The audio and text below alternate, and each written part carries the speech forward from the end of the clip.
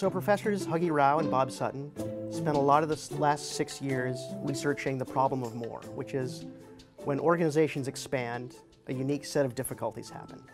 So people are faced with all kinds of different choices about how they want to expand, who they want to hire, just a host of difficulties. So these guys wrote a book called Scaling Up Excellence, and they wanted to take the learnings in this book and give them to people who could really use them. That is, small business people, entrepreneurs, and people who don't usually take business school classes. So they came to us and they wanted to create a MOOC.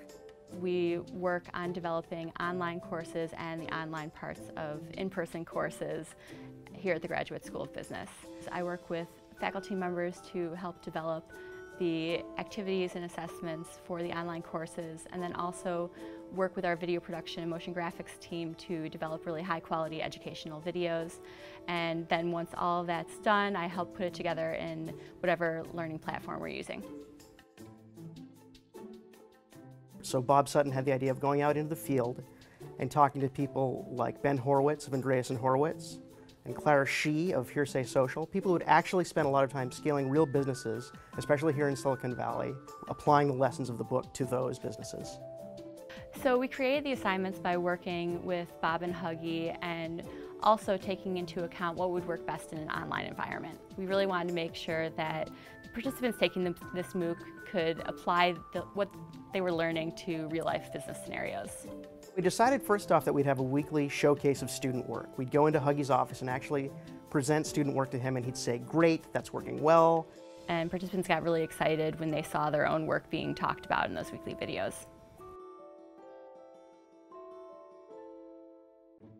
It's really important in terms of scheduling to allow enough time for team formation and really make sure that all of the kinks are worked out in that process, and that we kind of account for all of the potential issues.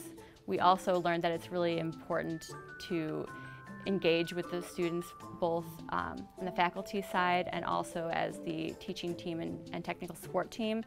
We actually set up a Gmail account beforehand so that we could start triaging and handling messages for participants before the MOOC started.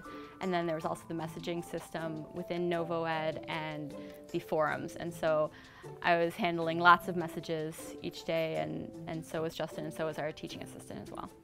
85 to 90% of the people who did an assignment in 1 week would also do the assignment in the next week. And we also found that most people watched the videos all the way to the end, so there wasn't a lot of drop-off halfway through the video. They found the videos engaging and wanted to see the whole thing. There were a lot of things that students mentioned that they really enjoyed about this course. They really loved learning from Bob and Huggy. They really enjoyed the material. They also really liked the multimedia case study that was often cited as one of the favorite parts of the MOOC. And a lot of participants really enjoyed what they were able to accomplish with their teammates.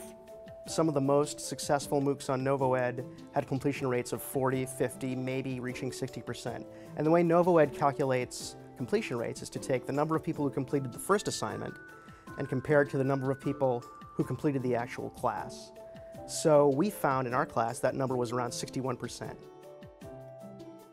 I think the most enjoyable part for me about working on this class was seeing how it all came together and hearing positive feedback from participants and really seeing how they were taking the lessons and applying them to their own real-life scenarios, and really talking about how they were learning a lot from the course. Initially, when we went into the MOOC, I must confess both Bob and I underestimated what was involved in the MOOC. And we were educated, of course. But the other thing we realized is, early on when you're doing the MOOC, you think you're the chef organizing this big dinner, but as the MOOC unfolds, you realize, wait a minute, it's not the chef preparing dinner for everybody, it's a brilliant potluck. Everybody is getting their own dish to eat, and that was what kind of struck me remarkably. The thing about doing another MOOC is it depends largely. I don't know whether I'd do one unless we had this team, because they're so good and they take so much cognitive load off of us. But as Huggy knows, I was initially resistant to this and said I wouldn't participate, but then it was so good I couldn't help myself. So it has been a fabulous experience and really has exceeded my wildest dreams on all sorts of dimensions.